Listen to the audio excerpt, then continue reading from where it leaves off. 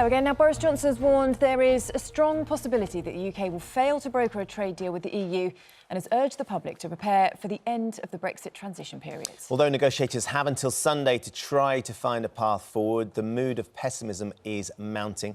We're joined now by the Culture Secretary Oliver Dowden to talk about that, but also to talk about some of the other news that we're all waking up to this morning. Mr Dowden, as the Culture Secretary, I'm sure you will be more than aware of the importance of some of the icons of our music and theatre industry and the sad passing of Dame Barbara Windsor this morning. Our viewers are reeling. We've all been reminiscing and celebrating her life. I wonder whether you'd actually ever met Dame Barbara or what she meant to you as a young man growing up. Well, thank you and good morning. Yes, it's very sad news. Like I'm sure many of your viewers, I grew up on the Carry On films and she brought us so much joy and laughter.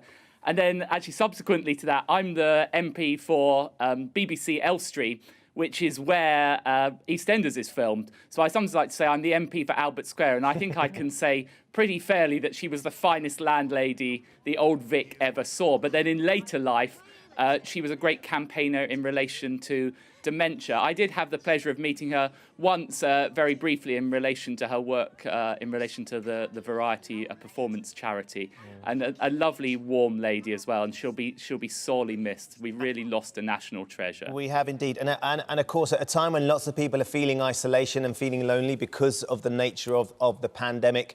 She and her husband, Scott, were very open and honest about the situation that they faced with her condition, with Alzheimer's, and were very keen to sort of lead the way in terms of getting people to talk about it and to share their experience and to push the government and to put everybody to try and fund more research into Alzheimer's because it is such a cruel condition.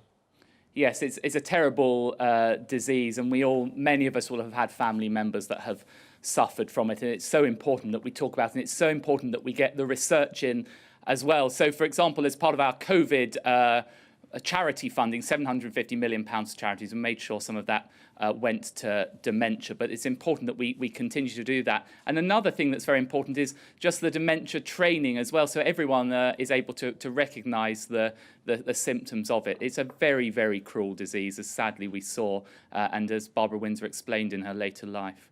Yeah, it is very sad. Those tributes coming in this morning is something we're reflecting throughout the morning on our programme. I know something you want to talk about today is a funding for the arts. It's obviously been going through such a difficult time over the last few months, and you've got this funding for the historic Royal Palaces, the Royal Albert Hall. They're among the people that will be getting this. Can I just dig down to find out exactly how this works, because it's government loans. They're going to have to pay this money back. There are those people who are saying, you know, A, shouldn't they be given some grants that mean that they don't have to pay the money back? They're going through a terribly difficult financial time. And B, also those smaller venues up and down the country that are really struggling.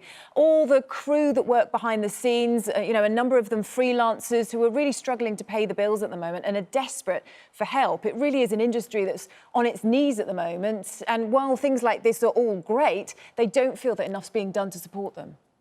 Well, look, I know it's a very difficult time for all of the arts. It's been dealt by a hammer blow by the measures we've taken to control COVID. That's why we announced this record £1.5 billion funding for arts and cultural institutions. And now we've distributed, with this latest announcement, over £1 billion. And that's going to the really big, great national institutions, whether that's the Royal Albert Hall, the Shakespeare Company in Stratford, and so on, each of those getting £20 million. But it's worth noting, we've already allocated £500 million, £500 million in pure grants to those smaller organisations. And in fact, the very smallest were the first to receive funding. So I gave money to live music venues at the very beginning of the process. And through all of this, we're actually securing 75,000 jobs directly, and I think many more indirectly. So it's a really important part of protecting the arts through this difficult period. And now we're saying for the next phase, we've got a further £400 million that we'll start allocating and invite applications for.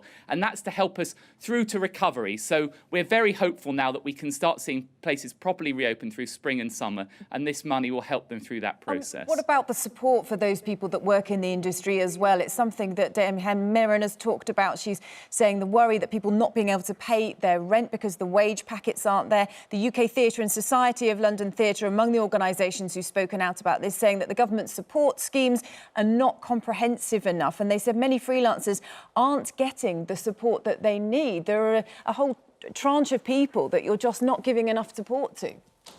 Well, it is a very difficult time for people in the arts. It is worth saying that this is the biggest single investment both in our history or I believe anywhere else in the world and certainly in Europe. It's of course the case that many freelancers can access things like the self-employed support scheme. So across the economy, 2/3 of freelancers are able to access this. But this money is helping to protect and indeed create jobs for freelancers. So, for example, I was at the National Theatre on London's South Bank just yesterday.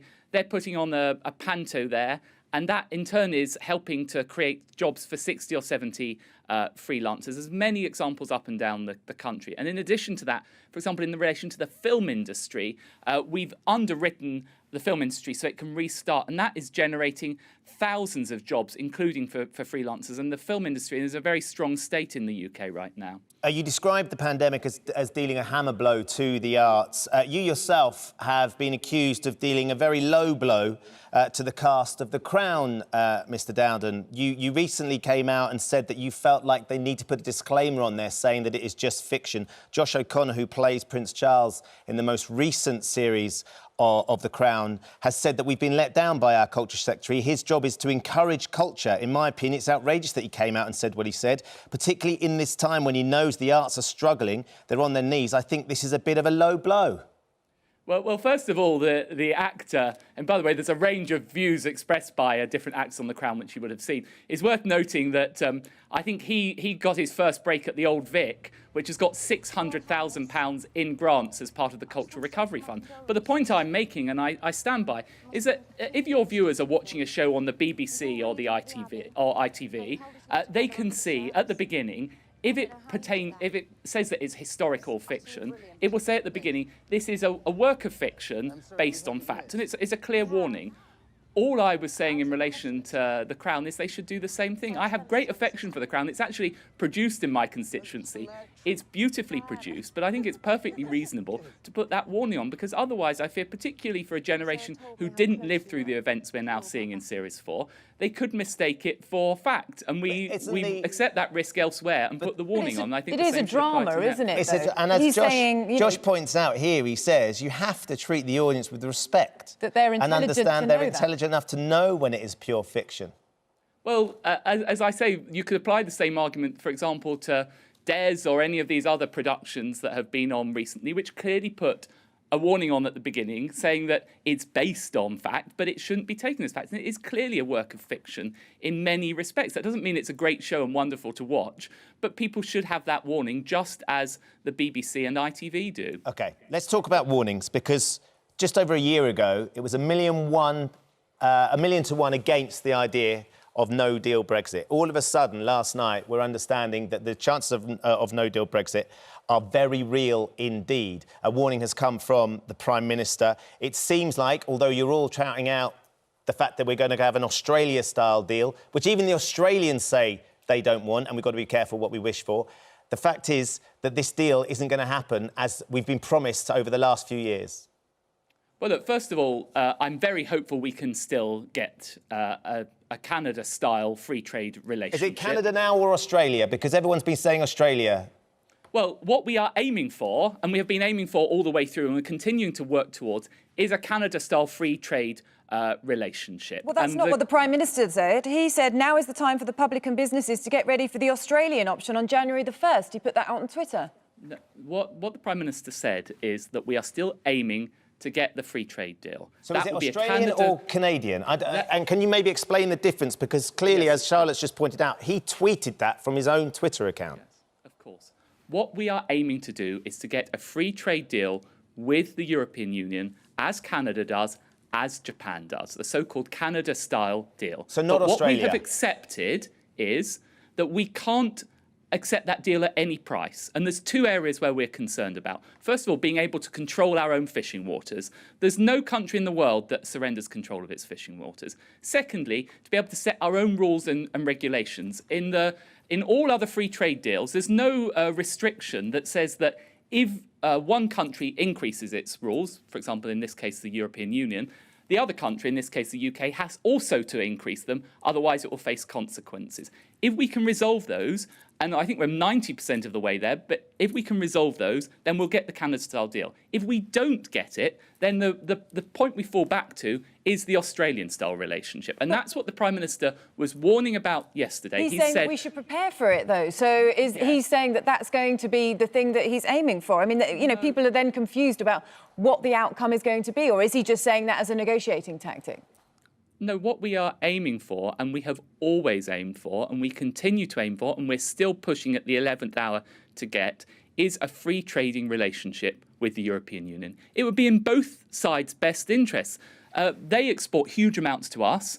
We export huge amounts to them. We should have a free trade deal, just as the EU does with Canada and elsewhere. But what we're saying is we will not do that deal at any price. And the price of surrendering control of our sovereign waters or being required to match EU regulations or face consequences is not a price worth paying. And if we have to walk away from the talks, the consequence will be we'll have an Australia-style relationship. And that's what the Prime Minister was briefing the Cabinet on yesterday. And we all agreed that it is not worth the price of those two things if it means in order to get the Canada-style relationship. What happens if you are an exporter here in the UK? Just an example, Welsh lamb. We export a lot of Welsh lamb over to the European Union. Excuse me. If we suddenly take this Australian deal, which is World Trade Organization tariffs, there is some understanding that the cost of exporting that could rise and the tariff could be put on from up to 38 to 98% on top of the costs, which means that the Europeans aren't going to buy it because it's just going to be it's going to cripple those businesses. And as we all know, within a pandemic, business likes certainty. Yes, and that's why we would rather have a free trade relationship. So that doesn't happen in relation to our lamb. But it's worth saying the same thing would happen to Irish beef. We import a huge amount of Irish beef. They would face similarly very high tariffs. That's why it's in the interests of both the EU and the UK, even at this last minute, to agree that free trade deal. But I would say to lamb farmers and others, we are in conversation with them and we will look to provide them with support if that scenario comes to pass. But obviously, it's not what we want to happen. We still want this deal to be done. But the Prime Minister is warning people it might not happen. If it doesn't happen, we'll revert to Australian-style trading relationships, and people should prepare for that. It's his failure, isn't it? I mean, back in 2019, he said about the prospect of no deal, if it happens, be in no doubt that outcome would be a failure of statecraft, and that's what we're seeing happen, isn't it?